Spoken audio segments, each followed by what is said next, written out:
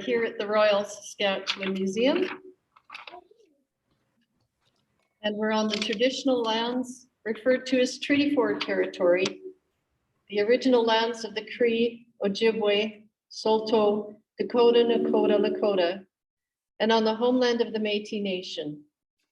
We respect and honor the treaties that were made on all territories. We acknowledge the harms and mistakes of the past, and we are committed to moving forward in partnership with Indigenous nations in the spirit of reconciliation and collaboration. Nature Regina has been quite busy for the past 3 months. As mentioned to our live audience a moment ago, many of our members and the public have been citizen scientists, volunteering their time from casual to pretty well nonstop work in this last year 505 of Birds Canada's Breeding Bird Atlas. Some up before dawn, listening, observing, and recording bird data, and then entering it all online. My return to Nature Regina was the usual learning curve with the help from our past president, Elaine Eman, who brought about a lot of great ideas over her 3 years. Margaret Skeel, our treasurer, who you may have seen out front handling new memberships and renewals, has been a huge help knowing so much that goes on. Dale Jerdis has been keeping our Hidden Valley property in ship shape. It's been accessed many times over the summer by groups and individuals. Gail Fennell and her group of volunteers for the native plant garden out front here at the museum have been very busy tending the garden with plant sales, sending links to bird casts. Does what she does, keeping in mind that with growing plants and insects, it's a part of feeding birds too. And she's always thinking of the bigger picture of how all of nature relates to each other. She and Kim Mann have created the 2022 calendar for members' photos. You can check out our website at natureregina.ca for a way to order our calendars. All profits go to the Nature Regina scholarships and projects. Jeff Gamble, also on our board, has worked with the Bird Safe Initiative, with a newsletter article, and recently organized the 3rd session of groups to search for both live and dead birds during peak migration times in the city. Working with Ryan Fisher, the curator of vertebrate zoology here at the Royal Sask Museum. Data from that will be accessed and used in a number of ways in this initiative. Shirley Barks' knowledge was accessed by Greg Beattie from Prairie Dog Magazine for an article on a guide on how to interact with urban wildlife. She will be working as the Nature Regina liaison with Ryan Fisher on an urban wildlife program. Darylyn Sheffield, Ingrid Olesich have been very active with social media on our website, Facebook, and Instagram. Those posts include all the activities that Shannon Chernick has been extremely busy with, getting Regina and area people outdoors, handling interviews, etc. Wandering Wednesdays has now received around 200,000 Facebook views. Each edition is reaching about 10,000 people.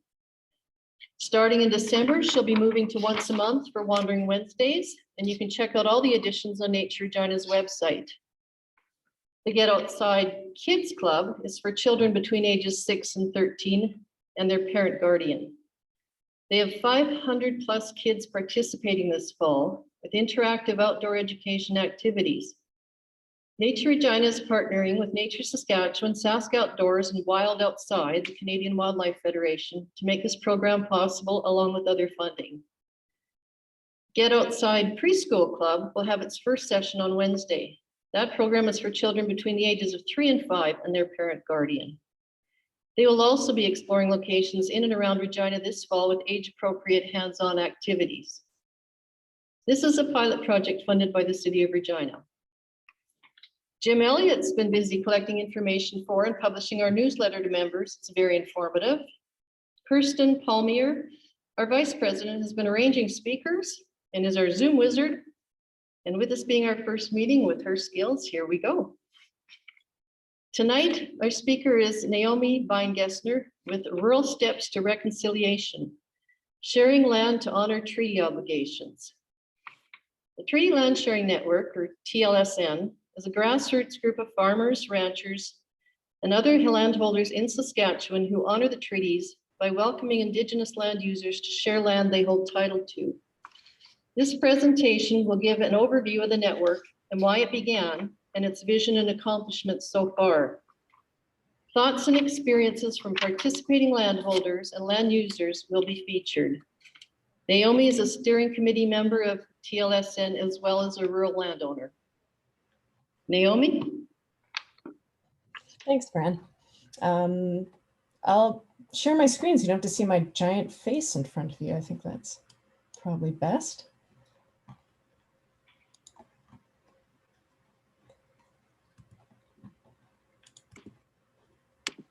Just give me a moment here. Oh. All right. For having me here to speak about rural steps to reconciliation. I am speaking to you from Treaty 4 land right now, territory of the Nehiyawak, Anishinaabe, Dakota, Lakota, and Nakota peoples, and homeland of the Métis Nation.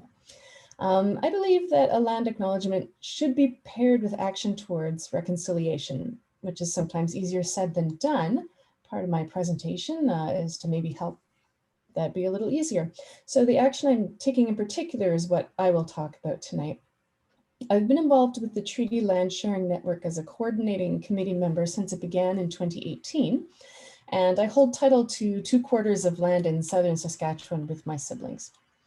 The picture you see on your, I guess in front of you there in the museum or on your screen at home, was taken on farmer Joel Mochenko's land in southern Saskatchewan, bordering Lake of the Rivers.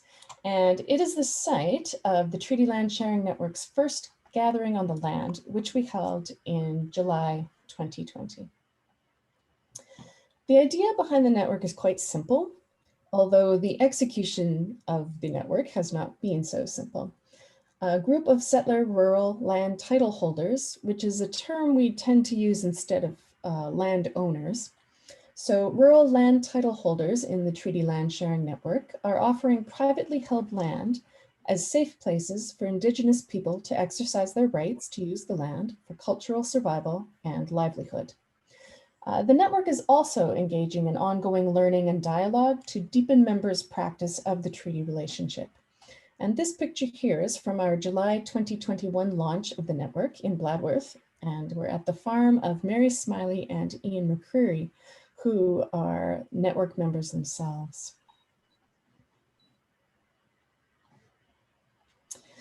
We took a long time to get to the name Treaty Land Sharing Network, but we knew that it would have the word treaty in the name. The actual point of contention was sharing. We had Treaty Land Access Network for a while, and it sounded really stiff. So we decided on Treaty Land Sharing Network after consultation with members, and we like it. But if you're around my age or older, and I'll just say that's Generation X, which gives you a little bit of a wiggle room there, you probably learned little to nothing about treaties in K-12 schooling. So I'm going to go through a brief history of numbered treaties to explain why treaty is in our name. As you can see on the left-hand map, in 1869, the Canadian state acquired the Northwest from the Hudson's Bay Company, and they knew an advance of settlers was inevitable. First Nations also knew that was inevitable.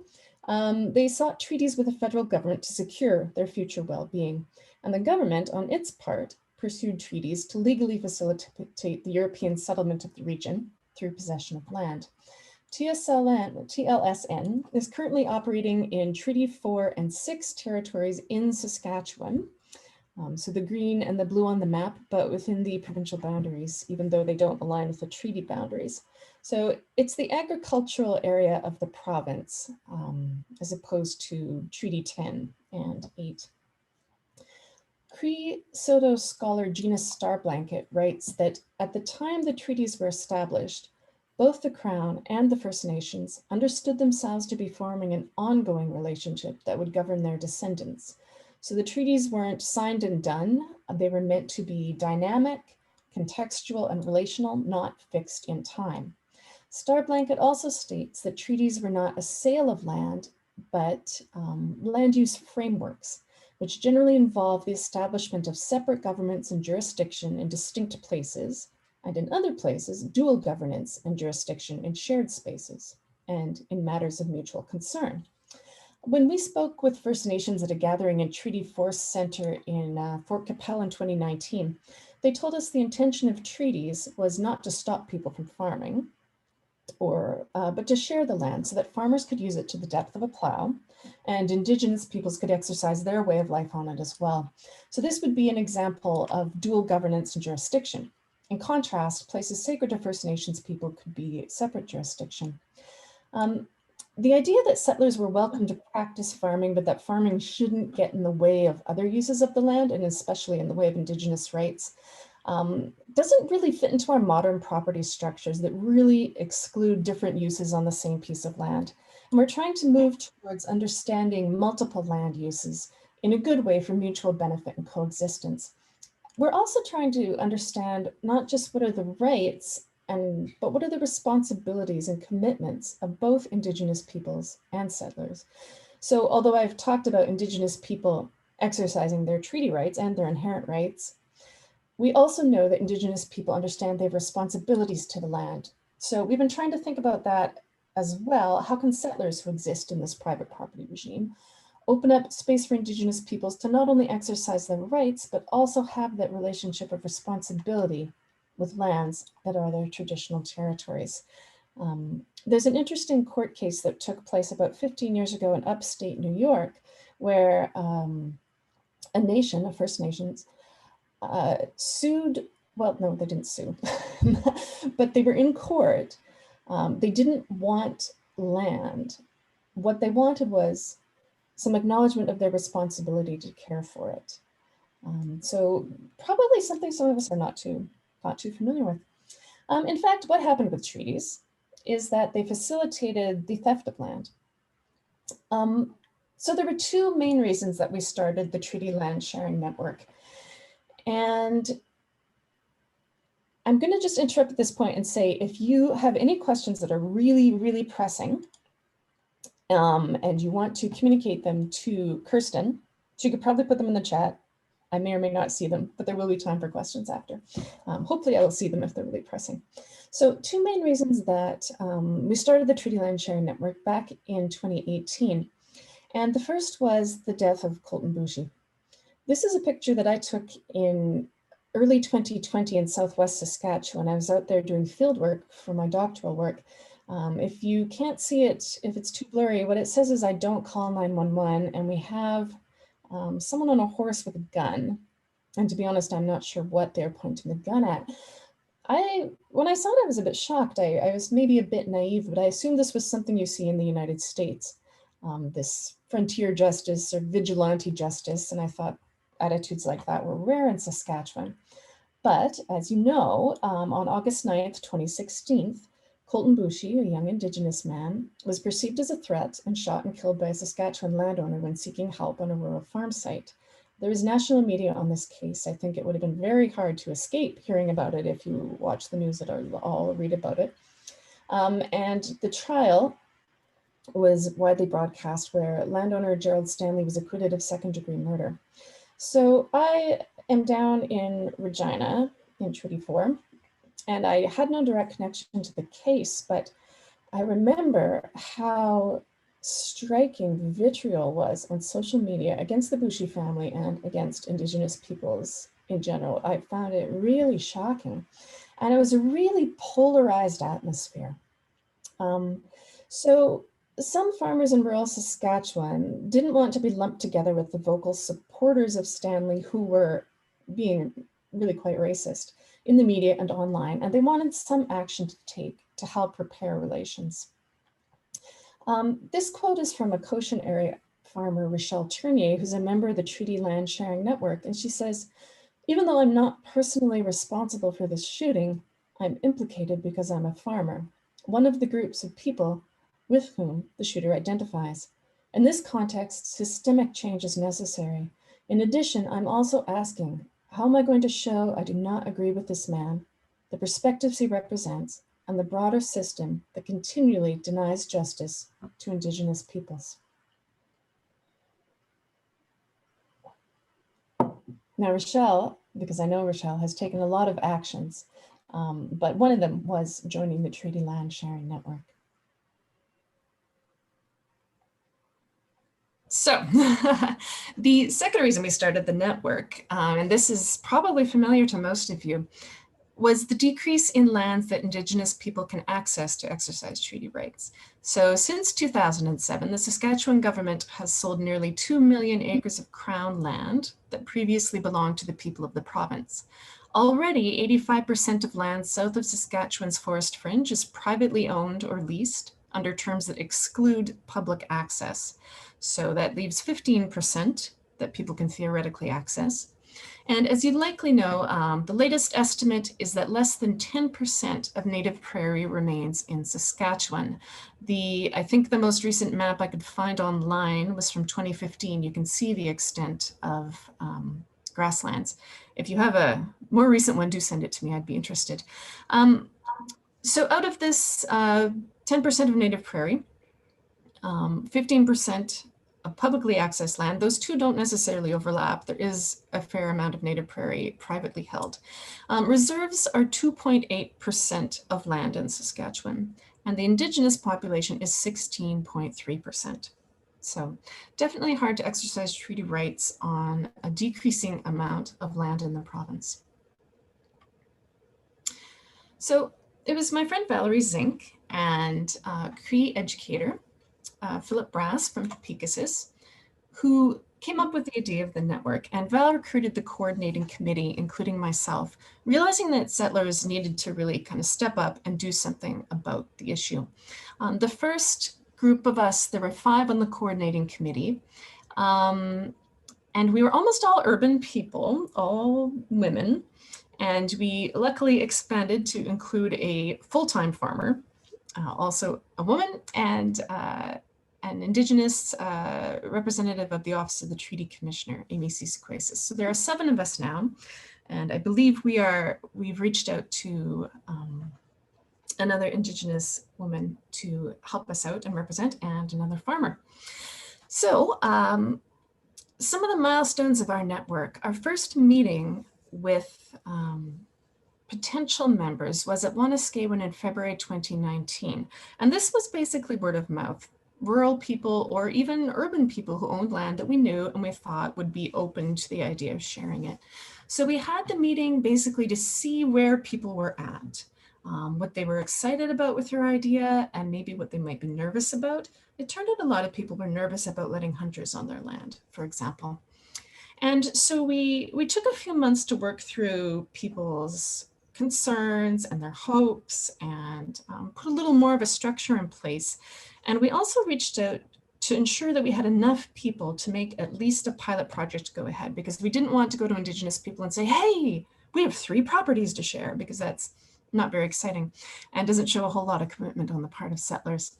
So our first meeting with Indigenous folks was at Fort Capel, I mentioned earlier, in November 2019.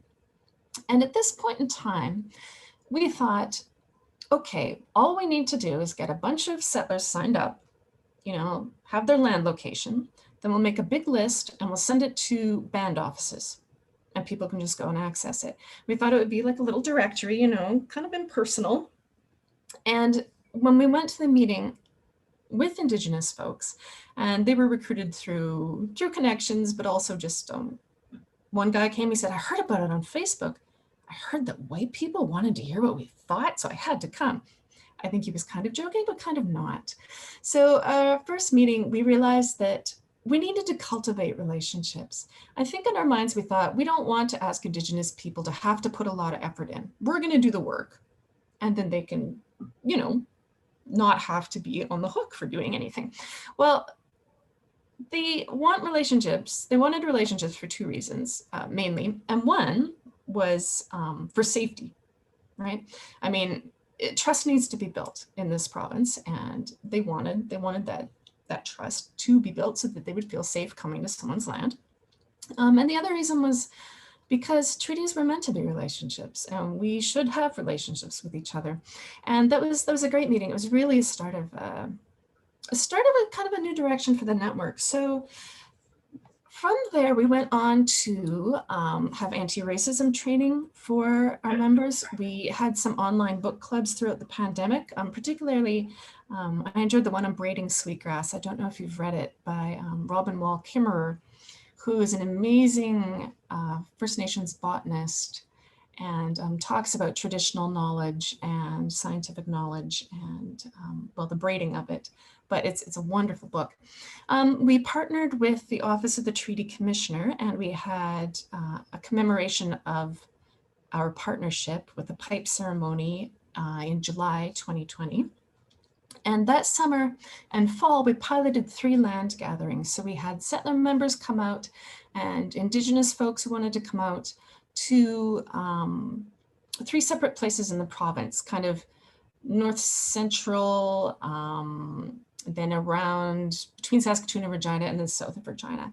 And you can see, I mentioned Joel Mochenko's land on the beginning slide, and that was the first gathering we had.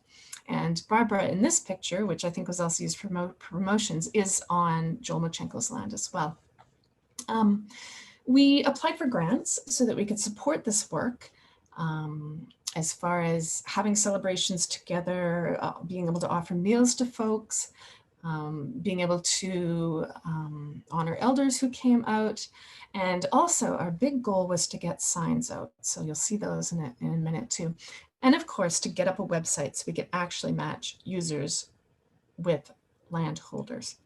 So we did launch the network formally this summer. There was a lot of media coverage. I hope you saw some of it, both provincial and national. And we launched our website.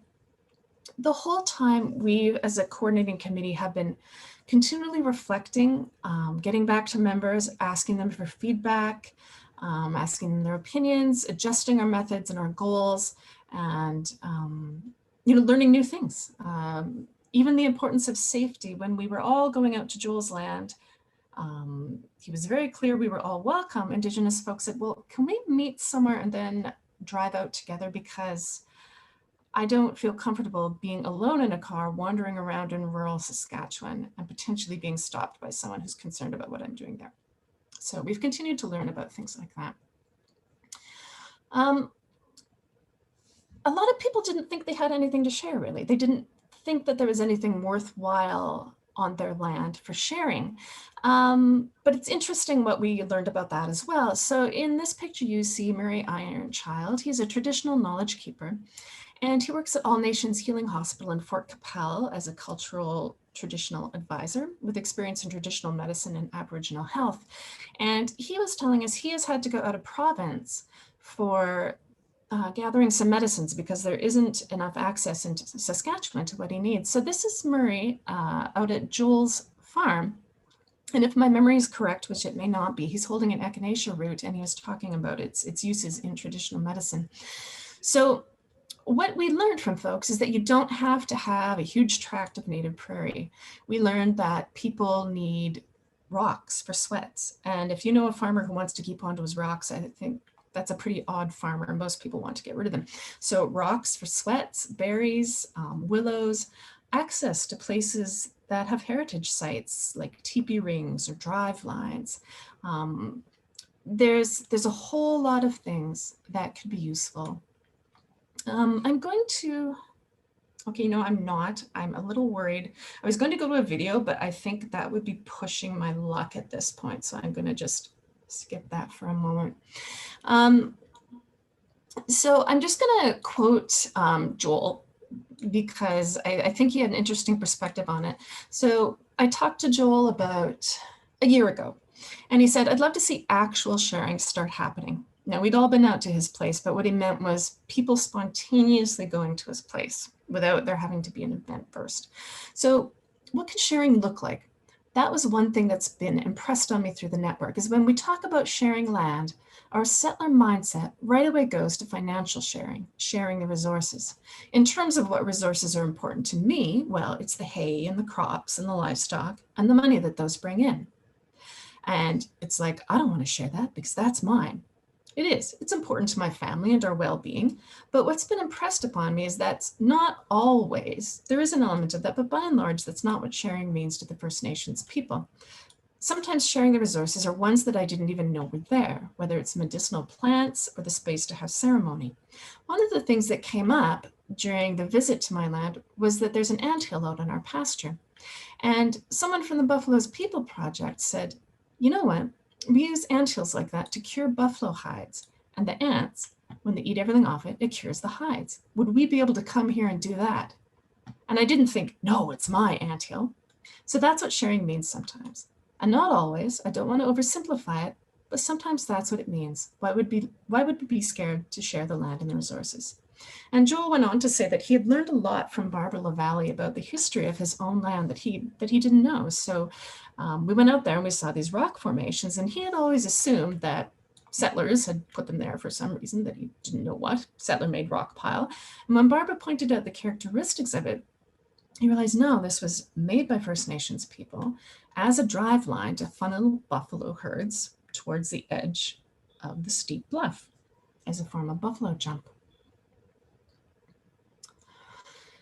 So this is a picture of an event in August 2020 out in Bladworth at Mary and Ian's farm, where then the next summer we had a launch of our network. And we brought out Dr. Kevin Lewis, who's at the University of Saskatchewan and knows a whole lot about plants and traditional uses of plants. This little bluff that you see in the background of trees there, you can tell it's not very wide. But I was amazed at the number of different plants that were in there and the uses they had. Now, unfortunately, as I alluded to my memory, I wasn't taking notes on the trip, but I'm going to embarrass myself anyway and say that was the first time I'd seen wild mint. There were a whole lot of useful plants there. Plantain, the uses of plantain and white birch. And I have to say my appetite was really whetted by getting to see that. So we have a number of members, and I'm just going to talk a little bit about their motivations for joining. So we have casual members. For example, we have a lot of members on Facebook. And if you look up Treaty Land Sharing Network on Facebook, you can apply to get into the group. It's a group page and we'll approve you. So on Facebook, it's a number of people from all over Canada, really, who are interested in learning about the network, learning about treaty relationships, maybe sharing news or information from where they are. So that's maybe a casual member. Then we have people who are interested in sharing land. Maybe they're kind of feeling it out. Maybe they have to talk to other family members and try to get them on side. And then we have people who are committed to being in the network. And those people are all over the agricultural part of the province, which and they range from kind of less active to more active members. So some of them put their land in the network and then they wait for a phone call. And some people have attended multiple events and have even spoken to media about the network. Not everyone is a farmer. Some are non-farmers who inherited or purchased land, and I would fall into the former category of inheriting land. And there are also some organizational members who've shared land. So Nature Saskatchewan, I think, has 8 properties. They're all listed on our website. They're part of our network. And Lumsden Beach Camp is another about 200 acres that have joined the network and are inviting people to come out there. Recruitment was first just by people we knew. The coordinating committee knew. So through connections we had with maybe the National Farmers Union or the local food movement or just even personal relationships. You know, it's a small province and a lot of things that work that way. And not everybody was on the same page or on the same level of knowledge or understanding, and a lot had almost no connection to First Nations people. But what they did have in common was they wanted to take a practical step to righting injustice and to fulfilling what they perceived as their treaty responsibility. I am going to take the terrifying step of exiting and trying to show you a video here. So please bear with me. Hopefully this will work. Okay, it might work. This is one of our members,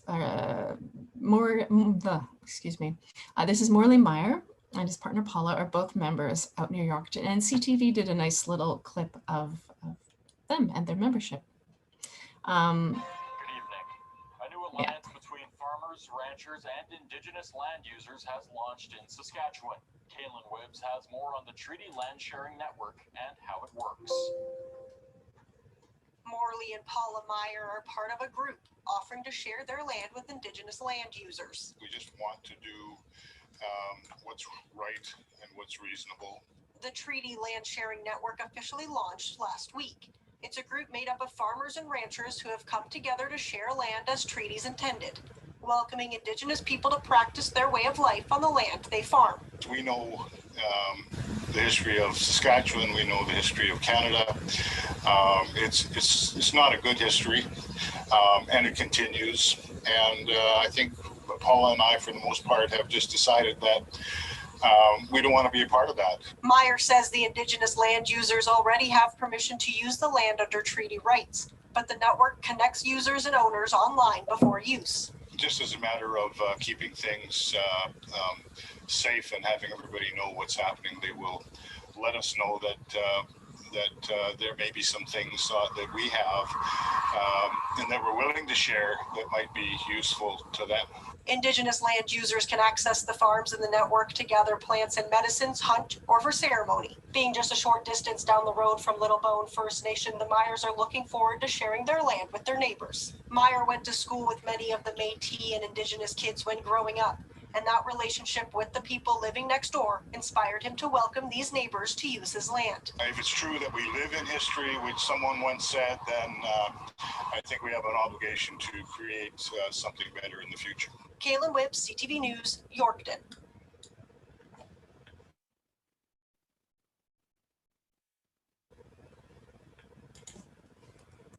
All right, just give me one moment and I should be, whoops, hang on there. I should be back in. All right, hopefully I won't have to do that to you again.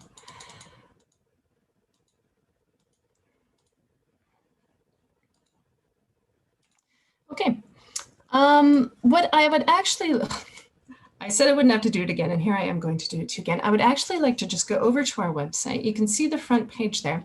And I want to show you, I guess, the kind of land that we're sharing. So I apologize. I'm going to do this awkward thing again, where I show you my screen, I hope.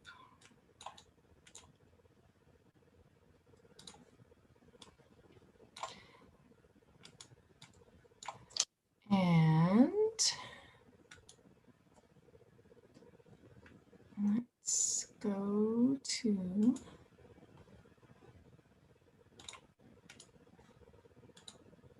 there we go. Okay, now unless Kirsten waves a big red flag at me in the chat or something, this is what you're gonna see here. So this is our website. There's a little bit about us, which you know, you can read a little more about us if you like. We have our guiding principles, for example, where we believe that settlers need to do ongoing learning, and sometimes it's uncomfortable. It honestly is. I know there are members who really have never had much interaction with Indigenous people and feel awkward about not knowing protocol, for example, if they want to go to a powwow. And that's the kind of discomfort that everyone's challenging themselves to get over. So we have the about us, but the exciting part really is the sharing land and accessing land. So we just have three little blurbs. You can see Morley and Paula on the left there. And as I was listening to Morley, I was reminded that I think he's involved in Nature Saskatchewan, so some of you probably know him already. We have Mary and Ian in the middle and Rochelle on the right. If you want to share land, it's quite easy. You write your name, your email address, etc., land description, and then what interests you about the network. When you submit that, it goes to our email. Valerie checks it, and then Mary will phone you and have a chat with you. We do ask that people commit to the principles of the network that we have outlined on our website. And if you agree and you're good, we'll answer questions and we'll add you to the network. So I'm going to show you what it looks like if you access land. You saw our signs, and hopefully people will be seeing them. This is a map of our territories so far. I think a few people are off the edge of the map though. If you want to see, I guess I am pretending I'm an Indigenous land user, but I think that's okay. you can, if you want, select for what you're looking for. So when people sign up, they tell us what's on their land, and they get assigned these little icons. So if you scroll down, you can see, for example, that Sam and Adam live in Balgony, Edenwald. They have berries. They have, I'm going to scroll up, hunting is okay. They have native plants. They have trees and brush, and they have wetlands, creeks, and sloughs. Okay, and I think that might be them. So you can scroll up and let's say I live near Swift Current and I want to go out and share land. Well, someone has 17 acres near Aneroid. It's Soren Nosbacken. Ooh, native plants and sweat rocks. That's pretty exciting. If you click on each of these and see more, there's oftentimes that people will have pictures of their land in particular, and they'll have a description. So they'll tell you how much there is, what's growing there, and maybe the wildlife in case they're appealing to hunters. And these folks are okay with hunters, and they have berries, et cetera, et cetera. Now, we just launched this in July, so I'm not entirely sure if we have had people using them. So I can't tell you how successful we've been so far, but I will tell you that we have had a whole lot of interest. And let me just get back to my PowerPoint here. You're being very patient, and I really do appreciate it. So here we go. Okay. I mentioned earlier that I had been interviewing some of the members, and one of the things we wanted to know was, what are the barriers to the work we're doing? And these are kind of the main answers that I got. So racism. A lot of people said the barrier in Saskatchewan is racism. That wasn't a word a lot of people used, but some people did. Other people said hostility, attitudes in rural communities, a protective attitude about land. And I know that on the part of people with livestock, they were quite concerned about making sure that people shut gates, didn't cut fence. Other people were worried about fires. If it's a dry year, you don't want people having fires on the land. So there was a protective attitude about land. The lack of trust was mentioned, and they meant on both sides. Lack of settlers and trusting Indigenous people, lack of Indigenous people trusting settlers, and they felt that that was something that we would need to work on. Misinformation, ignorance, lack of awareness, all that sort of thing, and fearing backlash from neighbors sometimes. Okay, one of our members up near, I'm going to forget, I think near Battleford, she actually got involved in a kind of, what's the word I want? She was supported by some First Nations because, and you might know who I'm talking about because it was in the news, but the RM wanted to put a road through her pasture, and she didn't want it through the native pasture there. And so she got an archaeologist out who found a lot of First Nations stuff on the land. And she spoke to Sheldon Watney and other First Nations in the Battleford area, and they said, yeah, this is kind of important. We don't want the road built through here. So when I was talking to Mitzi, she said there was all kinds of really nasty things on the internet, like on Facebook. Jim got some texts that were pretty bad. Who expected that, because that's the way people are. And I figure anyone who does stuff on social media is pretty much a coward anyway, if they can't phone or talk to you. I also had people say things to me and I would set them straight. I've never backed down from anybody when they confronted me with it. And I have to say, I really admire Mitzi. I am not convinced that I could always be that strong or be that quick of a thinker. It's something that, people need to consider. Despite that though, people were, as I said, were really committed. And one thing that was interesting about what people said to me in their interviews was, methods of creating change. And sometimes they just talked about their own backgrounds and how they came to be in a place where they felt they should share the land. And sometimes they suggested, this is how you bring people around. So a lot of people talked about education and how important it was. People had read Clearing the Plains by Jim Daschuk. They'd read 20 Things You Should Know About the Indian Act. They had read very widely on First Nations issues. They watched APTN. They kept up with current events. Relationships were another thing that really, really changed them.